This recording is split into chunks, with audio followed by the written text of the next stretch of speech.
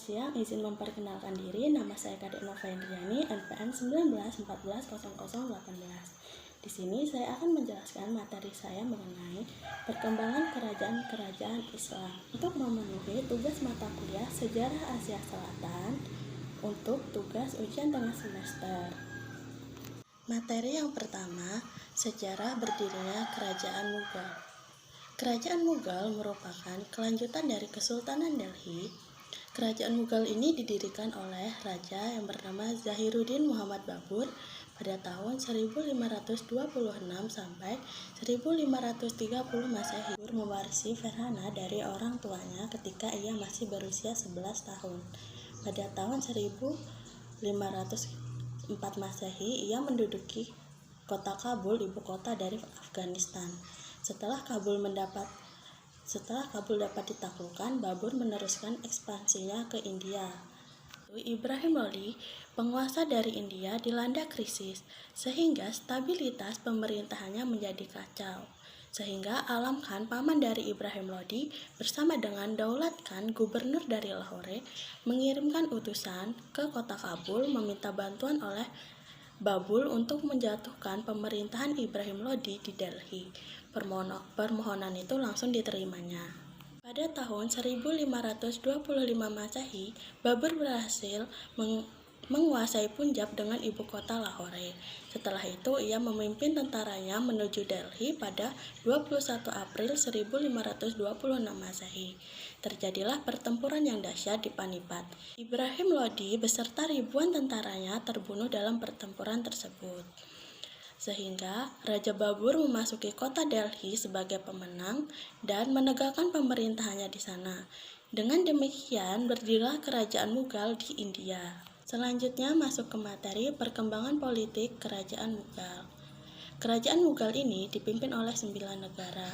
Yang pertama ada Zahiruddin Muhammad Babur pada tahun 1526 sampai 1530 Masehi. Zahiruddin Muhammad Babur merupakan raja pertama sekaligus pendiri Kerajaan Mughal. Awal kepemimpinannya, Babur masih menghadapi ancaman dari pihak musuh utamanya dari kalangan Hindu yang tidak menyukai berdirinya Kerajaan Mughal. Sementara itu, dinasti Lodi berusaha bangkit kembali menentang pemerintahan Babur dengan pimpinan Muhammad Lodi. Pada pertempuran di dekat Godhra, Babur dapat menumpas kekuatan Lodi pada tahun 1529 Masehi. Tahun kemudian, yakni pada tahun 1530 Masehi, Babur meninggal dunia. Yang kedua ada pemerintahan Humayun pada tahun 1530 sampai 1556 Masehi. Sepeninggalan Babur, tahta kerajaan Mughal diteruskan oleh anaknya yang bernama Humayun. Pemerintahan Humayun dapat dikatakan sebagai masa konsolidasi kekuatan periode 1. Ia berhasil mengalahkan pemberontakan Bahadur Shah, penguasa Gujarat yang bermaksud melepas diri dari Delhi. Pada tahun 1450, Humayun mengalami kekalahan dalam peperangan yang dilancarkan oleh Sher Khan dari Afghanistan. Ia melarikan diri ke Persia. Yang ketiga ada masa pemerintahan Akbar Shah I pada tahun 1556 sampai 1605 Masehi. Pengganti Humayun adalah Raja Mughal paling kontroversial. Masa pemerintahannya dikenal sebagai masa kebangkitan dan kejayaan Mughal sebagai sebuah dinasti Islam yang berdiri di India. Ketika menerima tahta kerajaan ini, Akbar baru berusia 14 tahun, sehingga seluruh urusan pemerintahan dipercayakan kepada Bairam Khan, seorang penganut Syiah. Yang keempat, masa pemerintahan Jahangir pada tahun 1605 Masehi sampai 1627 Masehi. Kepemimpinan Jahangir yang didukung oleh kekuatan militer yang besar, sehingga semua kekuatan musuh dan gerakan pemberontakan berhasil dipadamkan, sehingga seluruh rakyat hidup damai dan sejahtera. Lalu yang kelima, masa pemerintahan Shah Jahan pada tahun 1628 sampai 1658 Masehi. Bibit-bibit disintegrasi mulai tumbuh pada pemerintahannya. Dalam masa pemerintahannya terjadi 2 kali pemberontakan. Tahun pertama masa pemberontakannya, Raja Jujar Singh Bundela berupaya memberontak dan mengacau keamanan. namun berhasil dipadamkan. Pemberontakan yang paling hebat datang dari Afgan Pir-Lodi dan Khan Jahan, seorang gubernur dari provinsi bagian selatan. Pemberontakan ini cukup menyulitkan, namun pada tahun 1631 pemberontakan ini pun dapat dipatahkan dan Khan Jahan dapat dihukum mati. Yang keenam ada masa pemerintahan Aurangzeb pada tahun 1658 sampai 1707 Masehi. Pada masa pemerintahannya dikenal sebagai masa pengembalian kedaulatan umat Islam. Aurangzeb berusaha mengembalikan supremasi agama Islam yang mulai kabur akibat kebijakan politik keagamaan Akbar. Yang ketujuh ada masa kepemimpinan Muazzam atau Baharuddin Shah 19 pada tahun 1707 sampai 1812 Masehi.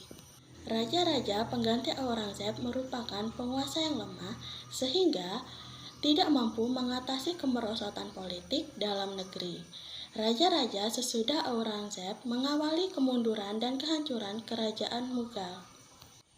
Lalu yang selanjutnya kepemimpinan Jehandar pada tahun 1712 sampai 1713 Masehi.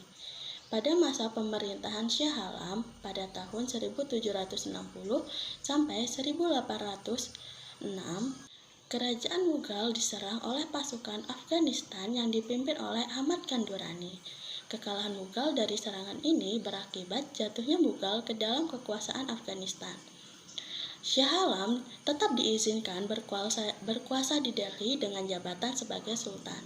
Lalu masa kepemimpinan yang terakhir ada Akbar Shah II pada tahun 1806 Masehi sampai 1837 Masehi.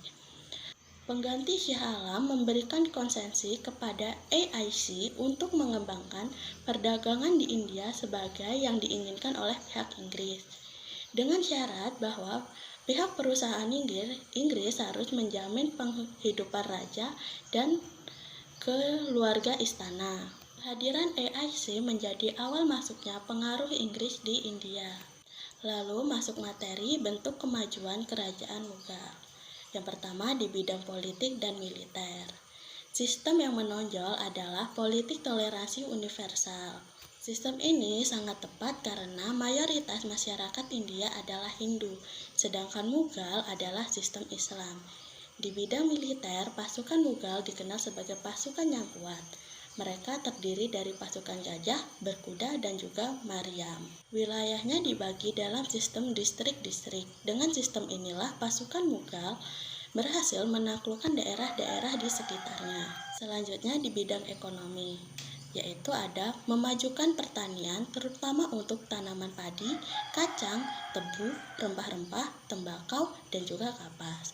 Yang kedua, pemerintahan membentuk lembaga khusus untuk mengatur masalah pertanian.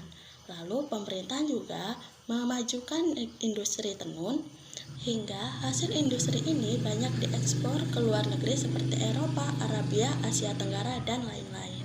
Selanjutnya di bidang seni dan arsitektur. Hasil karya seni dan arsitektur Mughal sangat terkenal. Ciri yang menonjol dari arsitektur Mughal adalah memakai ukiran dan marmer yang timbul dengan kombinasi warna-warna yang indah. Selanjutnya masuk ke materi, bukti dan karya sejarah kerajaan Mughal.